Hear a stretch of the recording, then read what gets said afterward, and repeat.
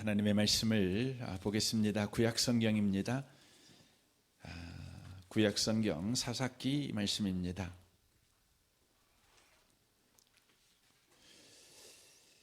구약성경 사사기 말씀입니다. 16절 말씀부터 23절까지 기록된 말씀을 보겠습니다. 사사기 2장 16절에서 23절까지의 말씀입니다.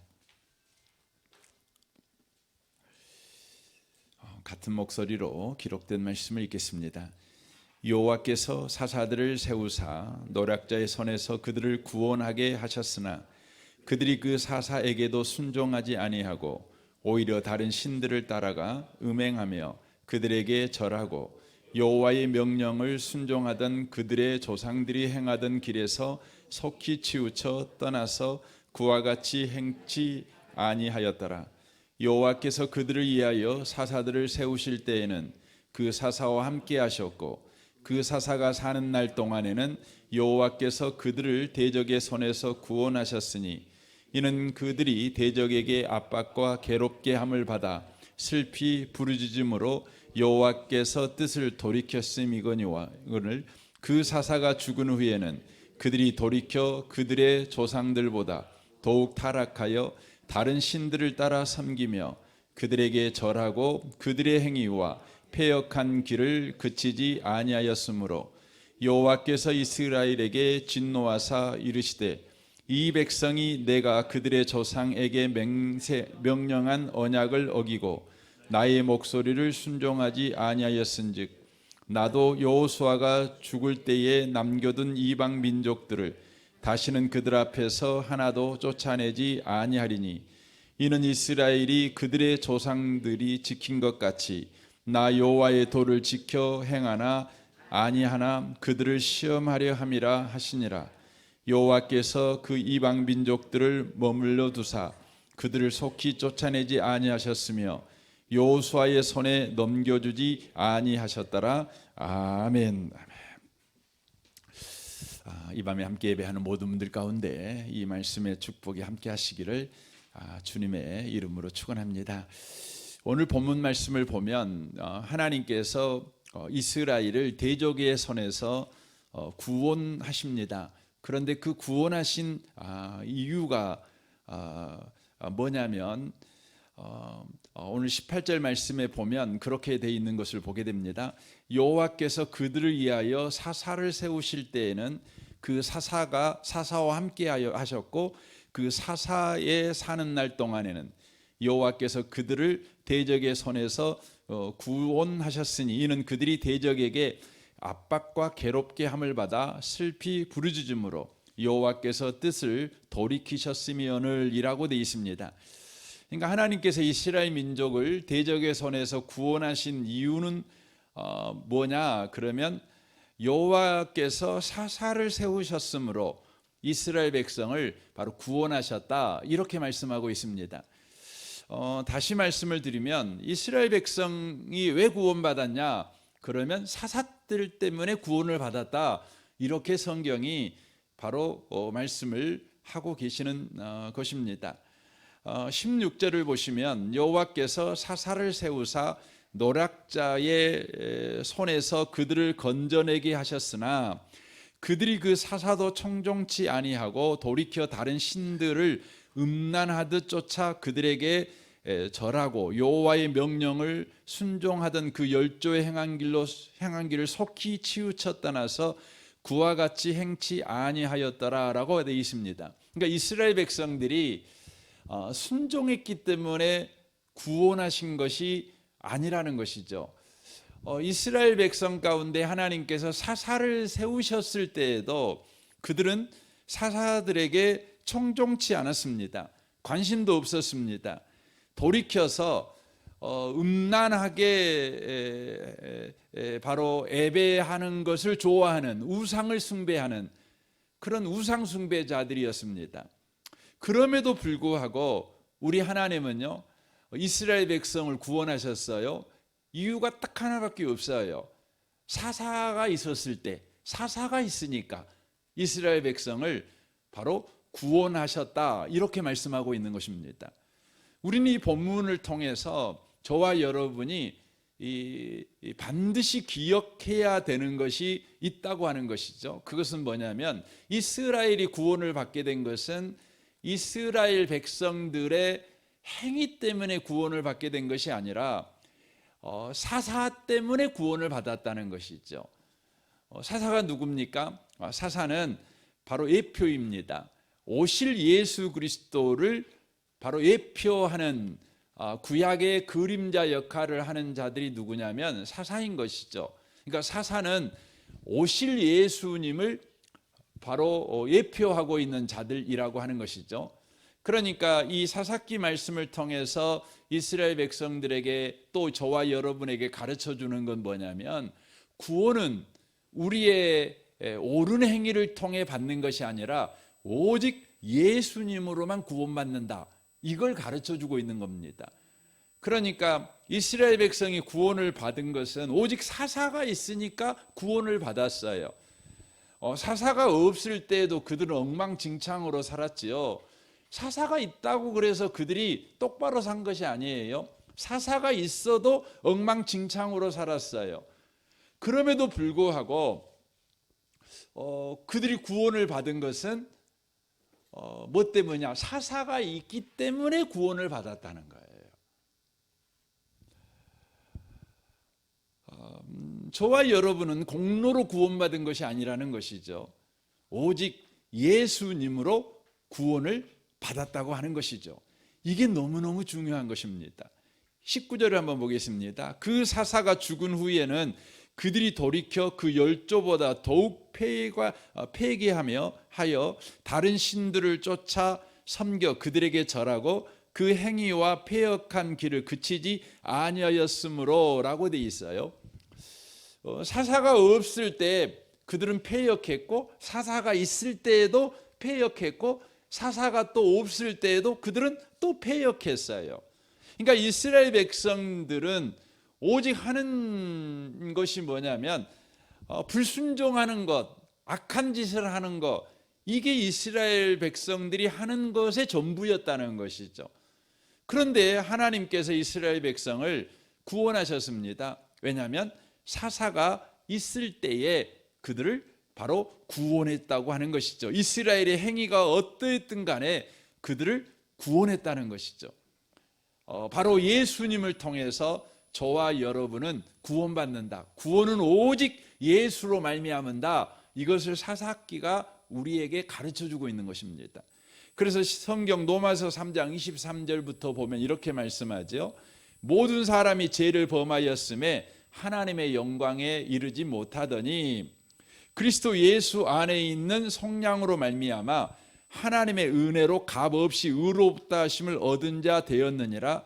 이 예수를 하나님이 그의 피로써 믿음으로 말미암은 화목제물로 세우셨으니 이는 하나님께서 길이 참으시는 중에 전에 지은 죄를 관가하심으로 자기의 의로우심을 나타내려 하심이니 곧 이때가 자기의 의로움을 나타내사 자기도 의로우시며 또한 예수 믿는 자를 의롭다 하려 하심이라.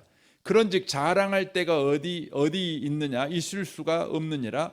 무슨 법으로냐? 행위로냐? 아니라 오직 믿음의 법이로니라.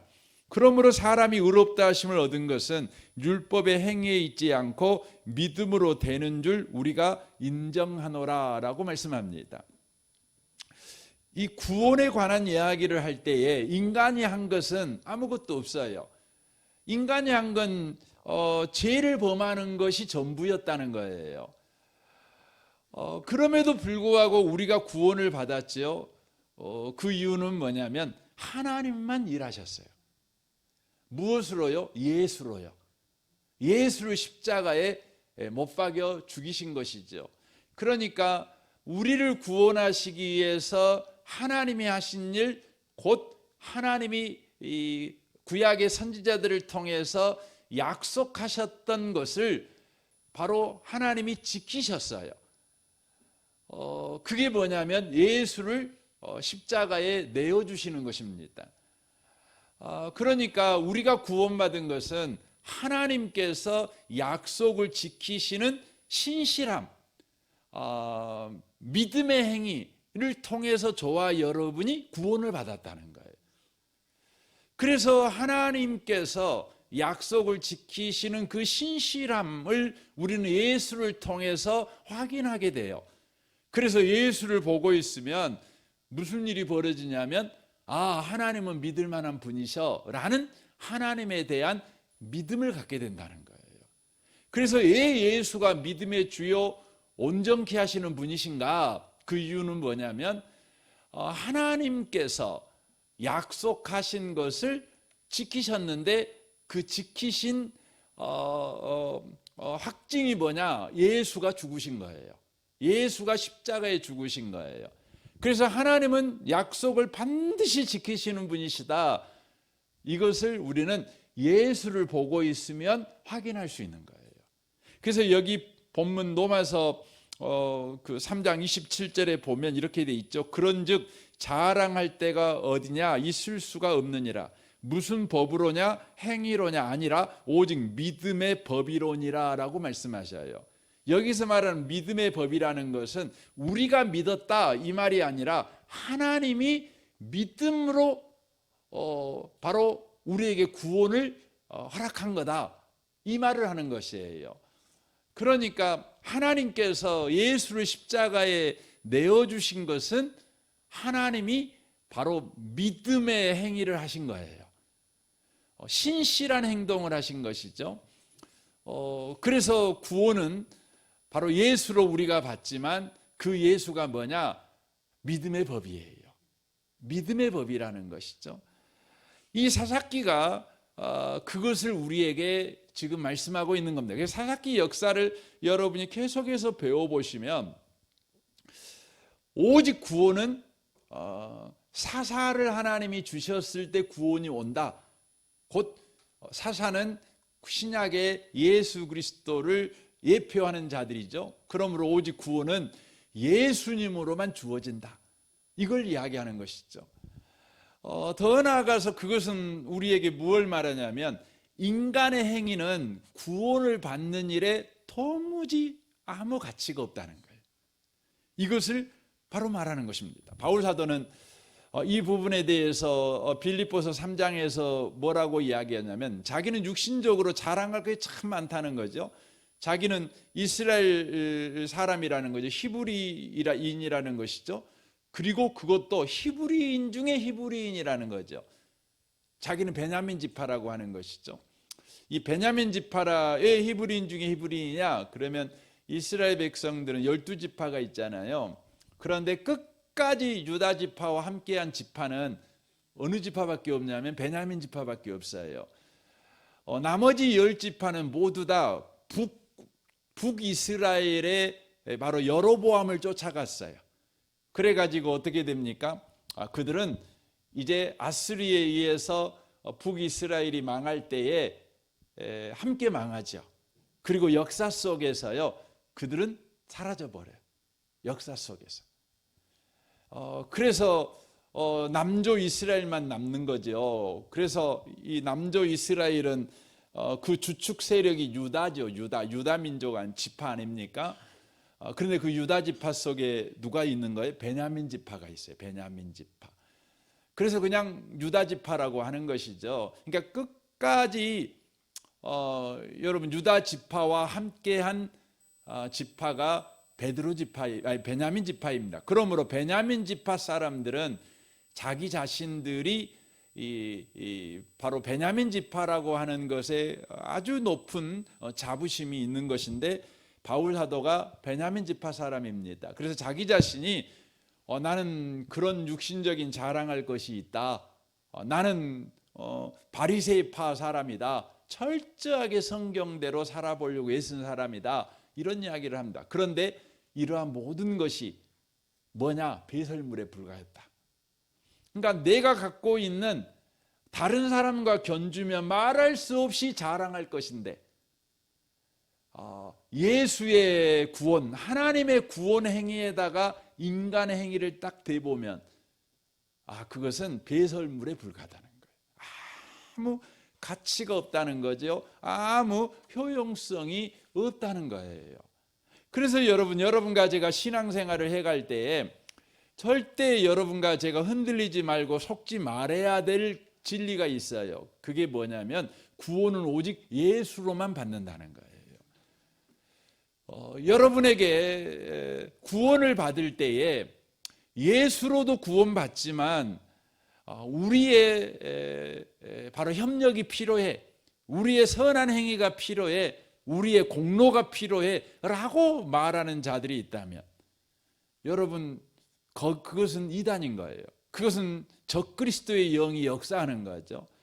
그것은 여러분과 저를 구원의 도에서 떠나 망하는 길로 유혹하는 사단의 유혹이라는 것을 절대 놓치시면 안 돼요. 여러분, 세상의 모든 종교들은요, 모두 다 무엇을 강조하냐면 인간의 행위를 강조해요. 인간의 행위를 통해서 인간은 구원을 받을 수 있다는 거죠. 이슬람이 그러는 거 아닙니까?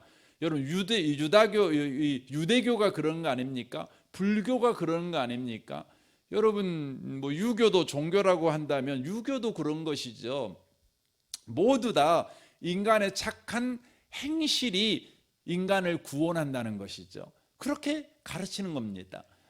하지만 오직 성경만은 우리에게 그렇게 가르치지 않아요.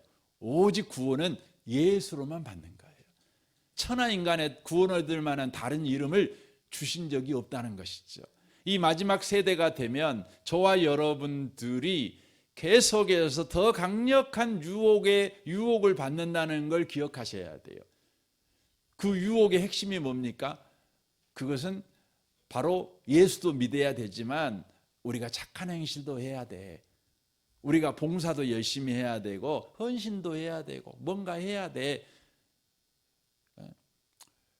여러분, 우리가 구원받고 난 다음에는 봉사도 하고 착한 일도 하고 해야 됩니다. 그럼에도 불구하고 그것은 구원을 받기 위해서 우리에게 필요한 조건은 아니에요. 구원을 받았으니 구원받은 자로서 마땅하게 우리가 그렇게 살아가는 거예요. 이걸 여러분과 제가 구별을 잘 하시면 좋겠어요. 그러니까 여러분, 이제 우리나라에 큰 거짓말이 두 가지가 있잖아요. 이건 젊은 사람들을 휘어잡죠. 어른들도 마찬가지죠. 이 자본주의 사회에 살고 있는 사람들한테는 이 두 가지 거짓말이 확 잡고 있는 거죠. 그게 뭐냐면, 첫 번째 거짓말이 뭐냐면 사람은 노력한 만큼 성공한다는 거예요. 노력한 만큼 성공한다는 거죠. 그리고 또 하나가 뭐죠? 주일날 말씀드렸지만 사람은 성공한 만큼 사랑받고 인정받고 존경받는다는 거예요. 이게 두 가지 거짓말이 자본주의 사회에 있는 거짓말이고, 이 대한민국뿐만 아니라 지금 이 지구적으로 사람들을 바로 그리스도에게서 떠나게 하는 거짓말이에요. 노력한 만큼 성공할 수 있대요. 노력한 만큼. 여러분, 우리 그리스도인들 노력해야 합니다. 왜 노력해야 될까요? 성공하려고 노력하지 않아요.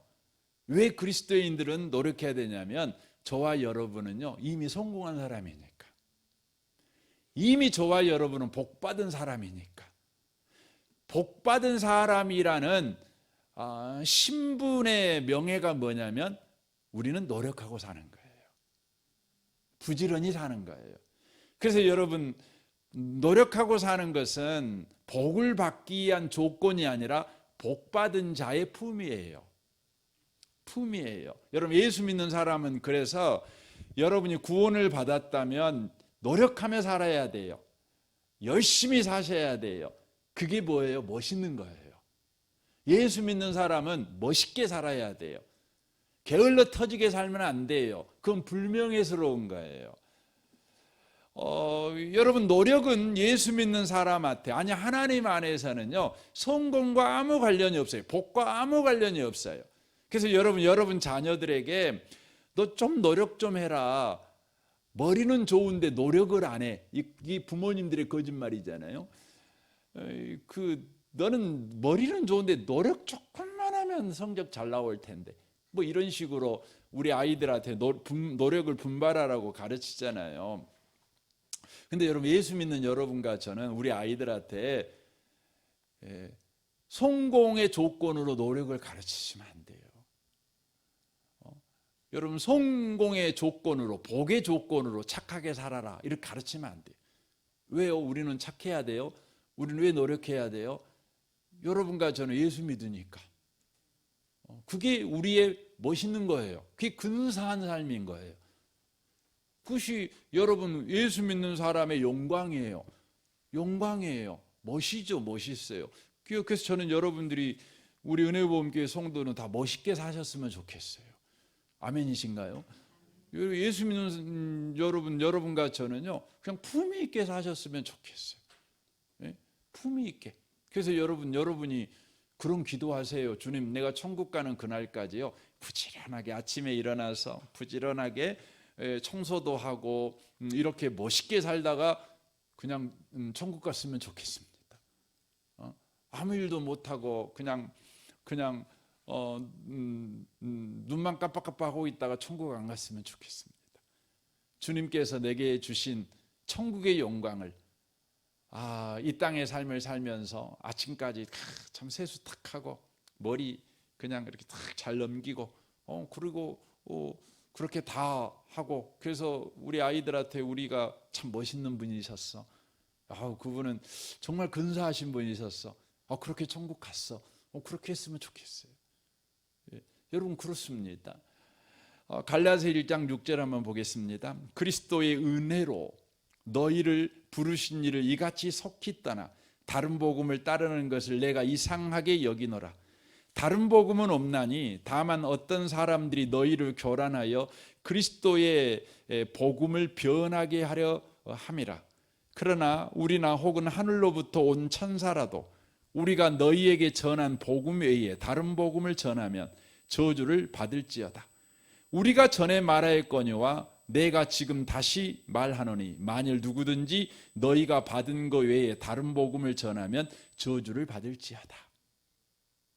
저는 이 밤에 오신 복 있는 분들이 오직 복음만 붙잡고 사시길 바랍니다. 다른 복음 전하지도 마시고요, 다른 복음 듣지도 마세요. 오직 구원은 예수로 우리에게 허락된 것이다. 그리고 예수 믿는 사람들은 이제 이미 복에 참여한 사람이니 멋있게 살면 된다. 여러분 꼭 기억하셨으면 좋겠습니다. 에덴 동산을 여러분 잠시 가보면은요, 마귀가요, 사람을 유혹할 때 어떻게 유혹했어요? 이렇게 유혹했어요. 선악과를 따먹으면 너는 하나님이 된다. 이런 말을 했어요. 네가 선악과를 따먹으면 네가 하나님처럼 되고 네가 선악을 아는 일에도 하나님처럼 될 것이다. 이렇게 마귀가 말했어요. 그러니까 마귀가 한 말을 여러분 가만히 보시면요, 하나님처럼 되는 조건이 뭐죠? 선악과를 따먹는 행위를 해야 돼요. 행위를 해야 되는 거예요. 그러니까 인간이 하나님이 되는 방법, 인간이 고급한 인간이 되는 방법, 인간이 성공하는 방법, 인간이 품위가 있어지는 방법, 인간이 뭔가 대단한 사람이 되는 방법, 그건 뭐냐면요, 행위가 조건으로 마귀가 말한 거예요. 선악과를 네가 따먹으면 이라는 행위를 조건으로 걸어서 네가 그렇게 행동하면 네가 하나님처럼 돼. 네가 어떤 존재가 될 것인가는 네 행위가 너를 결정해. 이렇게 말을 한 거예요. 여러분, 이건 마귀만 한 말 아닙니다. 여러분, 현대 사회에서 수많은 선생들이 하는 이야기고, 수많은 선배들이 하는 이야기고, 수많은 어른들이 하는 이야기입니다. 네가 어떻게 행동했냐, 네가 어떻게 살아왔느냐가 네가 어떤 존재인가를 결정한다는 거죠. 이건요, 에덴 동산에서 마귀가 한 여러분 거짓말이고 마귀가 한 유혹이라는 걸 꼭 여러분 아셔야 돼요. 그러니까 내가 어떤 존재인가는 나의 행동으로 내가 결정하는 것이다. 이렇게 여러분 마귀가 가르친 거예요. 그런데 여러분이 어떤 존재인가는요, 여러분의 행위로 여러분이 어떤 존재인가가 결정되는 것이 아니라요, 하나님이 여러분을 거기에 두시면 여러분이 그 존재가 돼요. 이걸 여러분 놓치시면 안 돼요. 하나님께서 아담과 하와를 에덴 동산에 딱 두셨어요. 그랬더니 아담과 하와가 뭐가 됐어요? 복 있는 자가 된 거예요. 복 있는 자가 된 거예요. 여러분, 다윗을요, 왕의 자리에 딱 앉혔어요. 그때 다윗이 뭐가 됐어요? 왕이 된 거예요. 다윗이 왕이 되려고 애쓰고 노력해갖고 왕자리에 온 것이 아니에요. 그가 양의 우리에 있을 때 우리 하나님께서요, 다윗을요 기름 부어갖고요, 너 왕자리, 그러니까 왕이 된 거예요. 그러니까 하나님이 두신 자리가 우리의 존재가 된 거예요. 우리의 가치가 된 거예요. 우리의 의미가 된 거예요. 여러분과 저는 대한민국 사람이잖아요. 예. 여러분, 대한민국 사람이 국민이 된다는 것은요, 이 동남아에 사는 사람이라든가, 당장 저 북한에 지금 살고 있는 사람이라든가, 요즘은 우리나라 국민이 되려고 하는 사람들이 너무 많더라고요. 대한민국 국민이 되려고 하는. 근데 대한민국 국민 되기가 쉽지가 않죠. 그런데 대한민국 국민이 되면 우리는 대한민국 국민이니까 이것이 얼마나 큰지를 잘 모르고 살지만, 대한민국 밖에 있는 사람들은 대한민국 국민이 그렇게 되고 싶어 하죠. 근데 여러분이 어떻게 대한민국 국민이 됐어요? 어떻게요? 노력해가고 됐나요? 아니에요. 여러분이 태평양을 헤엄치고 건너갔고 여러분이 오니까 대한민국 국민이 됐네. 아니에요. 하나님이요, 여러분을 대한민국 국민으로 두신 거예요. 여러분의 부모님을 통해서 대한민국 국민으로 두셨어요. 그러니까 대한민국 국민이 된 거예요. 대단하죠. 여러분같이 제가 남자고 여자잖아요. 어떻게 남자가 됐습니까? 어떻게 여자가 됐습니까? 노력해갖고 됐습니까? 아니에요. 하나님이 너 남자 해, 너 여자 해, 이렇게 하나님께서 여자의 자리에 남자의 자리에 딱 두니까 내가 남자가 되고 어떤 분은 여자가 되고 그런 거예요.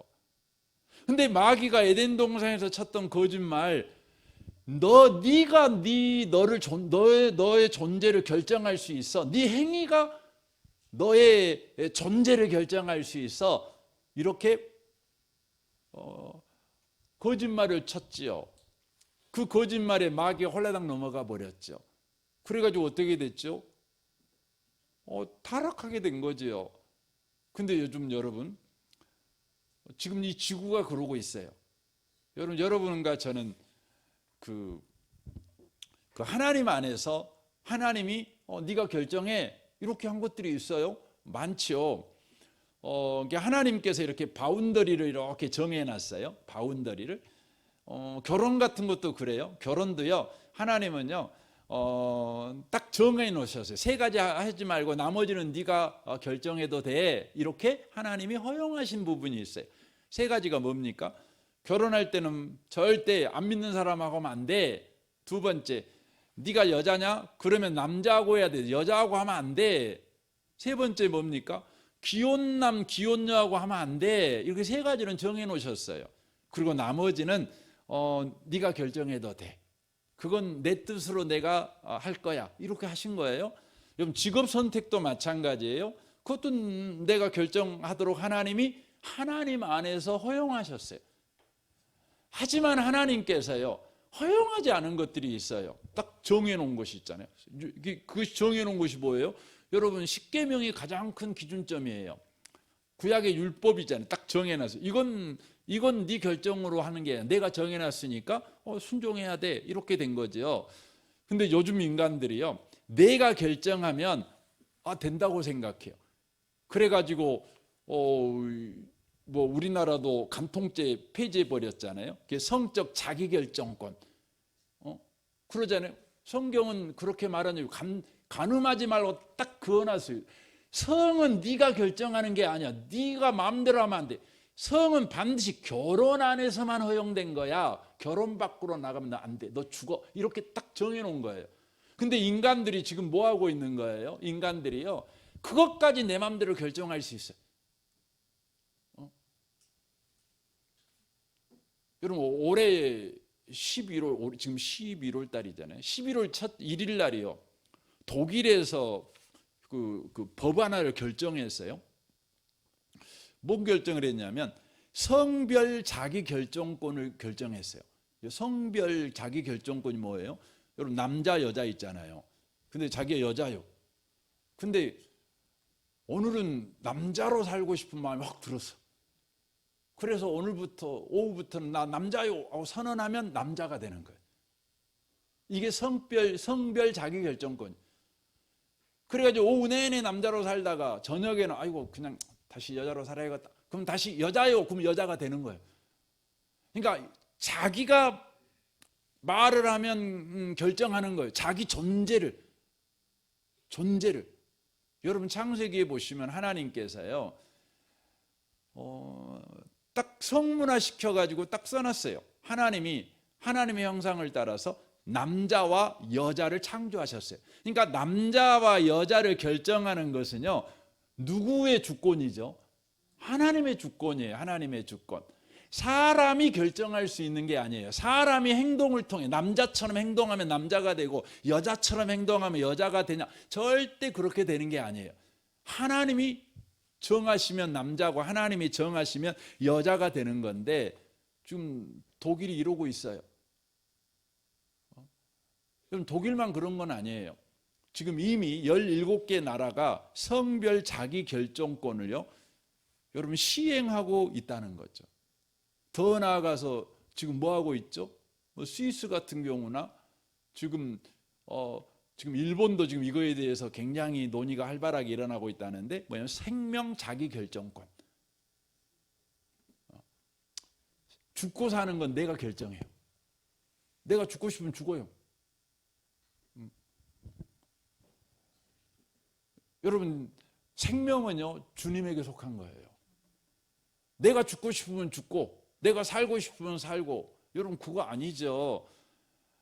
여러분 하나님이 너 살아 그러면 사는 거예요. 하나님이 너 죽어 그러면 죽는 거예요. 그러니까 죽고 사는 건 다 하나님의 주권이고 하나님의 일하심이죠.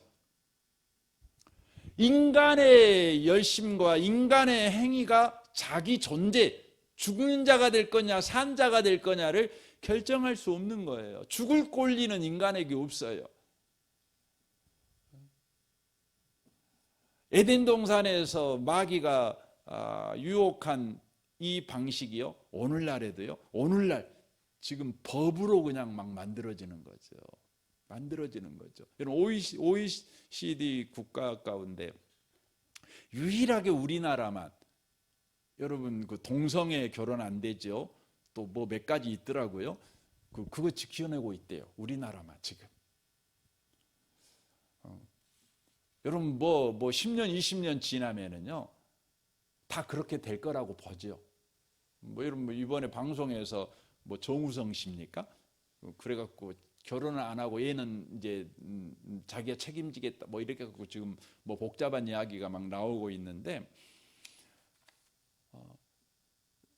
유명한 사람이 그러니까 이게 이제 분위기가 가는 거죠. 여러분과 제가 놓치시면 안 돼요. 이 사사기가 가르쳐 주는 게 뭐냐면 여러분 구원은 오직 예수님으로 받아요. 그리고 인간은 결정권이 없어요. 인간은 자기의 행위로 자기의 존재를 결정할 수 있다라고 마귀는 모든 날에 예수님이 재림하는 그날까지 더 열심히 더 적극적으로 역사할 거예요. 그래서 내 행위가 나를 구원할 수 있다는 거죠. 구원은 내가 결정하는 거라는 거죠. 이런 마귀의 끝없는 여러분 관계가 있다는 걸 꼭 기억하셔야 돼요. 여러분 자신뿐만 아니라 여러분의 자녀도 또 우리 성도님들이 서로 바로 신앙 안에서 이 진리를 여러분 굳게 붙잡고 나아갈 수 있도록 서로가 서로를 여러분 도와줘야 된다는 것을 놓치시면 안 된다는 거예요. 인간이요 자기의 행위를 근거해서 자기 행위로 내가 뭔가 어떤 존재가 될 수 있다, 이렇게 말하는 마귀의 유혹에 넘어가 가지고 인간은 어떻게 됐어요? 선악과 따먹은 다음에요, 인간은요 벌거벗은 부끄러운 자가 되어버렸어요. 부끄러운 자가 됐어요. 여러분, 요즘 인간들이 얼마나 부끄러운지 몰라요. 부끄러운 자가 되잖아요. 여러분, 시간이 가면 갈수록 왜 이렇게 부끄러운 짓을 하나요? 근데 하도 자주 보니까 그냥 내버려 두고 살아, 그냥. 다시 한번 강조합니다. 인간은 자기 행위로 만들어가는 존재가 아니에요.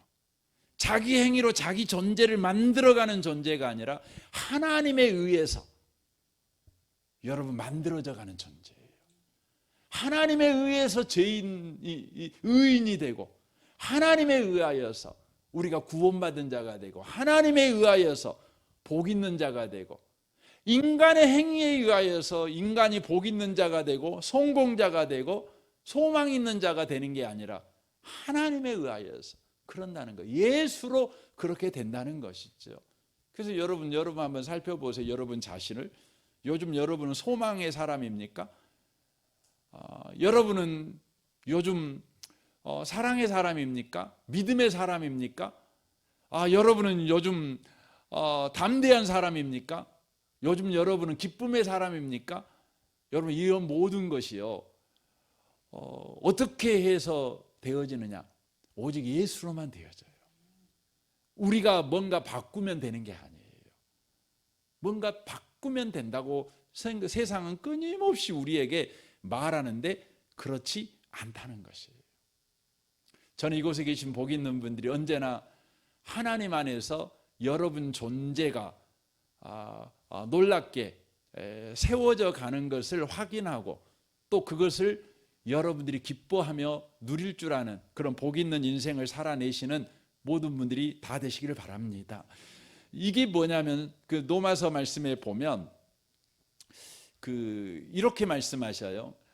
세상 사람들은 이 세상에는 두 종류의 인간밖에 없다는 거죠. 하나는 뭐냐면 법 아래 있는 인간하고 은혜 아래 있는 인간밖에 없다는 거죠. 이 법 아래 있다는 말이 뭐냐면 말 그대로 내가 한 만큼 내가 복 받는다는 거죠. 내가 노력한 만큼 나는 성공할 수 있다는 거죠. 이게 법 아래에 사는 사람들이에요. 법 아래 사는 사람들이. 하지만 세상에는 또 다른 부류의 사람이 있어요. 그게 뭐냐, 은혜 아래 사는 사람들이에요.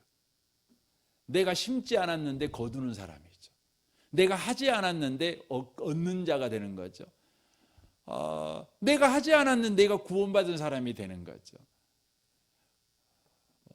여러분과 제가 어디 편에 서서 인생을 살아갈 것인가, 아니 살아가고 있는가, 이걸 여러분과 제가 잘 점검해 보셔야 돼요.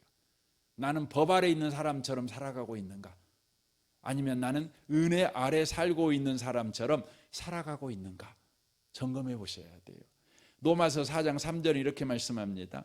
성경이 무엇을 말하느냐? 아브라함이 하나님을 믿음에 그것이 그에게 의로 여겨진 바 되었느니라.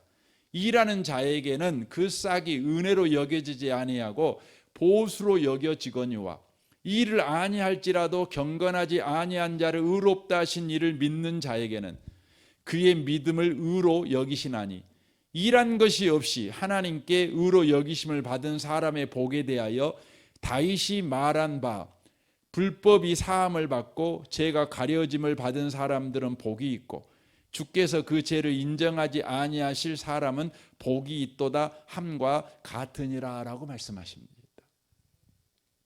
법 아래 있는 사람들은요, 끊임없이 여러분 지친 인생을 살아갈 수밖에 없어요. 왜냐하면 본인이 6시간만 자고 노력하면 뭔가 성공할 수 있다고 생각을 했는데 그 성공을 얻지 못하면 5시간으로 줄이죠, 4시간으로 줄이죠, 3시간으로 줄이죠. 3시간으로 줄여서 내가 원하는 성공을 얻었는데 내가 원하는 성공을 딱 잡고 옆에 사람을 보니 옆에 사람은 이미 나보다 더 큰 성공을 가지고 있는 거예요. 그때의 그 허망함, 그때의 그 낙심, 그는 또 노력하는 거죠. 그러니까 노력을 통해서 얻은 성공은 만족을 주는 것이 아니라 더 큰 여러분 공허감만을 주는 거예요. 만족이 없어요. 그래서 결국은 어떻게 하죠? 노력하다가 여러분 골병들어 죽는 거예요. 망하는 거예요. 하나님은 저와 여러분이 은혜 속에 있는 사람인 것을 발견하고 은혜 속에서 살아가는 자가 되기를 원하셔요. 은혜라는 게 뭡니까? 예수죠. 오직 구원은 예수로 우리에게 주어진다는 거죠. 오직 믿음과 소망과 사랑과 기쁨과 우리 인생에 필요한 모든 것은 예수로 우리에게 허락된다는 것이죠. 이걸 저와 여러분이 알고 그 은혜 베푸시는 주님을 의지하면서 우리가 인생을 바로 살아가야 된다는 것이에요. 그래서 바울 사도는 성경을 보시면 바울 사도가 가장 많이 성경 속에서 언급하는 게 뭐냐면 예수 안에서라는 말을 가장 많이 언급합니다. 예수 안에서. 예수 안에서. 그러니까 바울은 자기 인생을 볼 때에 예수 안에 있는 자기 인생, 그 놀라운 소망을 그는 본 것이죠. 예수 안에 있는 인생의 소망, 예수 안에 있는 그 인생의 그 담대함, 이걸 본 것입니다. 그래서 바울 사도는 계속해서 예수 안에서 이야기를 하는 것입니다. 로마서 8장 1절을 보십시오. 그러므로 이제 그리스도 예수 안에 있는 자에게는 결코 정죄함이 없나니 이는 그리스도 예수 안에 있는 생명의 성령의 법이 죄와 사망의 법에서 너를 해방하였음이니라 라고 말씀하는 것이죠. 그러니까 바울 사도가 자기 인생을 통해서 경험한 건 뭐냐면 예수 없으면 안 된다는 거예요. 예수 없으면 안 된다는 거예요. 아니, 예수 안에 있으면 충분하다는 거예요. 예수면 된다는 거죠. 이걸 그가 알게 된 것이죠. 알게 된 것이죠. 내가 예수 안에 있냐? 예수 밖에 있냐? 그래서 이것이 가장 중요한 거예요. 창세기 3장에 보면 아담이 범죄했을 때 주님께서 아담을 찾아오죠. 찾아와가지고요. 아담에게 제일 먼저 여러분 물어보는 말이 무슨 말입니까? 창세기 3장 8절을 보겠습니다. 그들이 날이 서늘할 때에 동산에 거니시는 여호와 하나님의 음성을 듣고 아담과 그 아내가 여호와 하나님의 낯을 피하여 동산 나무 사이에 숨은지라 여호와 하나님이 아담을 부르시며 그에게 이르시되 뭐라고 합니까? 네가 어디 있느냐? 이렇게 물어봅니다. 네가 어디 있느냐? 이 말은 어떤 의미죠? 네가 지금 내 안에 있냐? 내 밖에 있냐? 지금 이걸 물어보는 거예요. 그의 이치를 물어보는 거예요. 그때 여러분 그 아담이 뭐라고 대답합니까? 가로되 내가 동산에서 하나님의 소리를 듣고 내가 벗었으므로 두려워하여 숨었나이다. 가라사대 누가 너의 벗었음을 내게 고하였느냐? 내가 나더러 먹지 말라 명한 그 나무의 실과를 네가 먹었느냐? 아담이 가로되 하나님이 주셔서 나와 함께 하신 여자 그가 그 나무 실과를 내게 주므로 내가 먹었나이다. 이렇게 이야기를 합니다. 하나님은요 아담에게 갖고 네가 무엇을 하였느냐 이렇게 물어본 것이 아니에요. 네가 지금 나무 뒤쪽에 숨어 있는데 네가 왜 숨었냐? 네가 뭐 했길래 거기에 숨었어? 이렇게 물어본 것이 아니라 하나님이 그에게 물어본 건 뭐였냐면 네가 어디 있느냐 이걸 물어본 거예요. 네가 어디 있느냐 이걸 물어본 거죠. 근데 아담의 대답은 뭐였냐면 하나님이 물어본 건 그의 자리를 물어본 건데 아담의 대답은 자기의 행위를 대답해요. 행위를 대답해요. 내가 선악과 따먹어가지고 발가벗었음을 알아가지고 부끄러워가지고 내가 지금 숨어 있었습니다. 이렇게 자기 행위를 대답해요. 행위로 대답해요. 그러니까 자기에게 일어나는 문제가 왜 생겼냐? 인간들은 다 그 생각을 해. 왜 내가 지금 이 모양 이 꼴로 사냐? 그러면 그 이유를 다 뭘로 생각해요? 내 행위에서 찾아요. 하나님은요, 내 이치에서 찾는 거예요. 네가 지금 이런 꼴로 사는 이유가 뭐냐면 네가 잘못 살아서가 아니라 네가 내 밖에서 살고 있어서 그래. 내 안에서 네가 지금 안 살고 있잖아. 이걸 말하는 거야. 네가 지금 예수 안에 없잖아.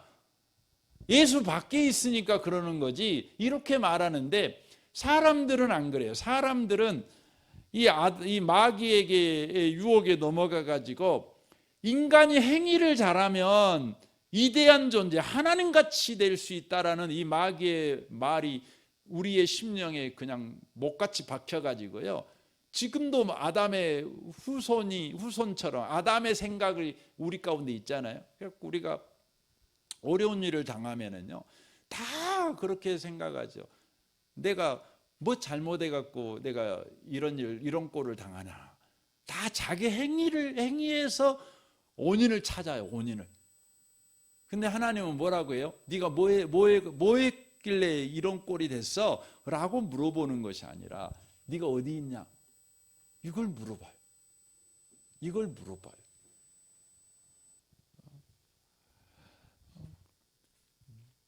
여러분과 저의 문제는요, 우리가 잘못 살아서 생겨난 문제가 아니라 주님 밖에 있기 때문에 생긴 문제예요. 이걸 절대 놓쳐버리시면 안 돼요. 그러니까 행동을 바꾸려고 하지 말고 자리를 바꿔야 돼요. 여러분의 행위를 좀 더 잘하려고 하는 것이 필요한 것이 아니라 저와 여러분이 자리를 바꿔야 돼요. 자리를. 아주 간단하죠. 여러분 예배 자리 지키세요. 기도의 자리에 있으세요. 여러분 말씀 나누는 자리에 있으세요. 그러니까 하나님이 인정하는 자리에 있으세요. 하나님이 우리와 함께 하시겠다고 약속한 자리에 있으세요. 그냥 못나도 힘들어도 여러분이 여전히 성격적으로 문제가 있어도 자리 지키세요. 이게 중요한 거예요. 우리는 자꾸만 우리 인생을 변화시키기 위해서 내 행동을 바꾸려고 해요. 행동. 여러분 세상에 있는 모든 선생님들이, 모든 철학자들이, 또 모든 전문가들이 우리 인생을 바꾸려면 어떻게 해야 되냐고 가르치냐면 네 행동을 바꿔라. 네 습관을 바꿔라. 이렇게 가르쳐요. 그런데요, 생사하복을 여러분 결정하시는 결정권을 가지신 하나님은 뭐라고 말하냐면 네가 누구 안에 있냐? 네가 있어야 될 자리를 바꿔. 이걸 말해요. 여러분 전문가들이 우리한테 복 주는 건 아니잖아요. 여러분 하나님이 복 준다는 걸 믿으시죠? 근데 그 하나님이 그렇게 말씀하고 있는 것이죠. 그래서 여러분 요한복음 15장 5절에 이렇게 말씀해요. 나는 포도나무요 너희는 가지라. 그가 내 안에 내가 그 안에 거하면 사람이 열매를 많이 맺나니 나를 떠나서는 너희가 아무것도 할 수 없습니다. 이렇게 돼 있어요.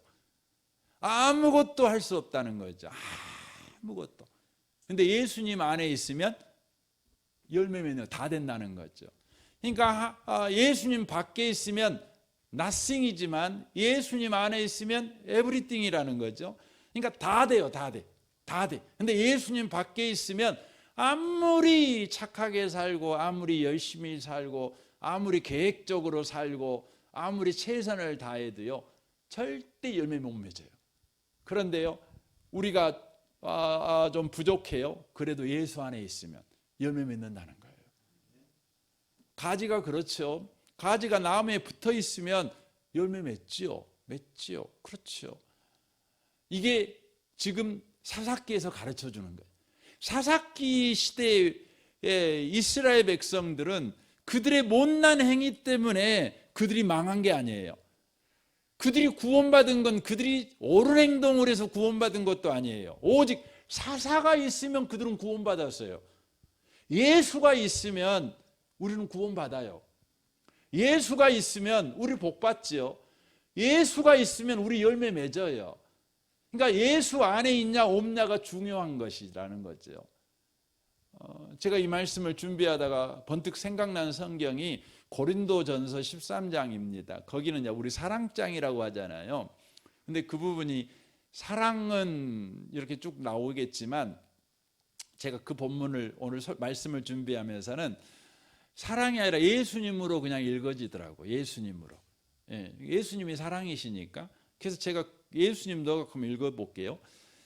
내가 사람의 방언과 천사의 말을 할지라도 예수가 없으면 소리나는 구리와 울리는 꽹과리가 되고, 내가 애언하는 능력이 있어 모든 비밀과 모든 지식을 알고 또 산을 옮길 만한 모든 믿음이 있을지라도 예수가 없으면 내가 아무것도 아니요, 내가 내게 있는 모든 것으로 구제하고 내 몸을 불사르게 내줄지라도 예수가 없으면 내게 아무 유익이 없느니라. 여러분 의뢰되시죠? 사랑 그러면 우리가 뭔가 사랑을 해야 될 거 생각하는데 예수를 넣어가지고 보니까 새롭게 아마 성경이 읽혀지죠. 그렇습니다. 여러분과 제가요, 별것을 해도 예수 없으면 아무 유익이 안 돼요. 여러분과 제가 별것을 해도 예수 없으면 아무것도 아니에요. 아무것도 아니에요. 우리가 이 부분을 놓치시면 안 돼요. 그럼 반대로 하면 예수만 있으면 내가 아무것도 아니어도 여러분 위대한 일이 벌어져요. 대단한 일이 벌어져요. 그래서 여러분 그 사도행전 8장을 보면 재밌다고 표현하면 안 되지만 스데반의 핍박으로 인해서 예루살렘 교회가 그냥 흩어집니다. 막 흩어져요. 흩어지는데 성경은 참 재밌는 표현을 해요. 흩어질 때에 다 흩어졌는데 안 흩어지고 예루살렘에 여전히 남아있는 사람들이 있었대요. 그들이 누구죠? 사도들이에요. 사도들. 그러니까 복음에 정통한 사람들은요, 예루살렘에 다 그대로 있었어요.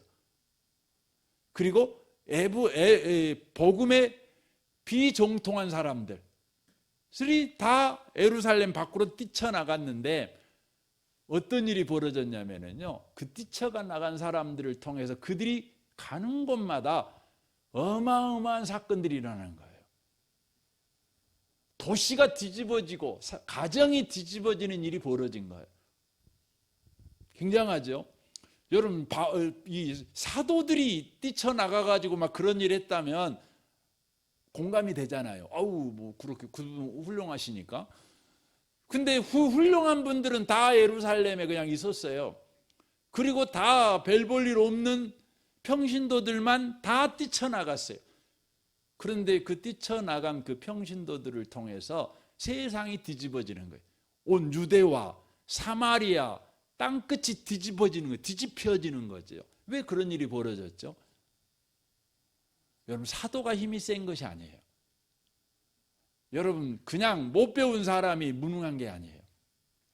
여러분 예수 안에 있으면 누구든지, 그래서 성경 사도행전 1장 8절은 말하죠. 오직 성령이 너에게 임하시면 너희가 권능을 받고 예루살렘 온 유대 사마리아와 땅끝까지 이르러 내 증인이 되리라 라고 말씀하셔요.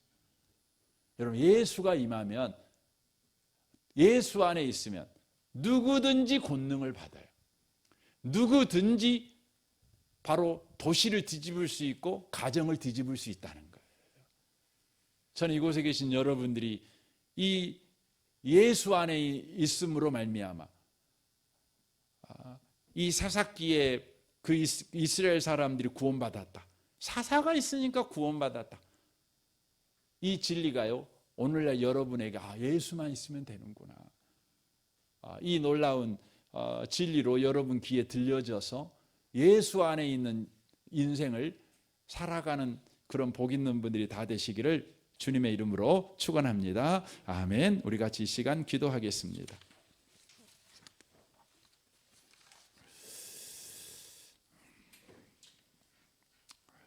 마귀는 오늘 또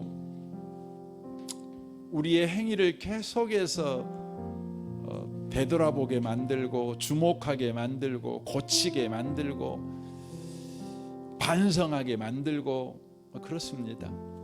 에덴 동산에서 있었던 그 사건이 오늘 저와 여러분의 삶에도 여전하게 있는 것입니다. 내 행위가 나를 어떤 존재로 만들 수 있다는 이 마귀의 모든 계계를 우리는 예수 이름으로 물리치고 예수 안에서만 우리가 구원받은 자요, 예수 안에서만 우리가 이대한 인생을 살아갈 수 있게 된다는 것을 우리가 붙잡고 주여 오직 예수로만 살아가는 자가 되게 하옵소서. 오직 예수 안에 머물러 있는 우리가 되게 하여 주옵소서. 예수 떠나면 아무것도 할 수 없지만 예수 안에 있으면 무엇이든지 할 수 있다는 이 담대함, 이 진리를 붙잡고 살아가는 우리가 되게 하여 주옵소서. 우리 같이 이 시간 기도하겠습니다. 오 하나님 아버지, 그렇습니다. 우리는 자꾸만 우리 행위를 되돌아보고 우리 행위에서 답을 찾으려고 할 때가 많습니다. 세상이 그렇게 가르칩니다. 에덴 동산에서 마귀가 가르쳤던 것입니다. 우리가 조금만 바뀌면 우리 인생도 바뀐다는 거짓말에 우리가 속아가고 속아 살아가고 있습니다.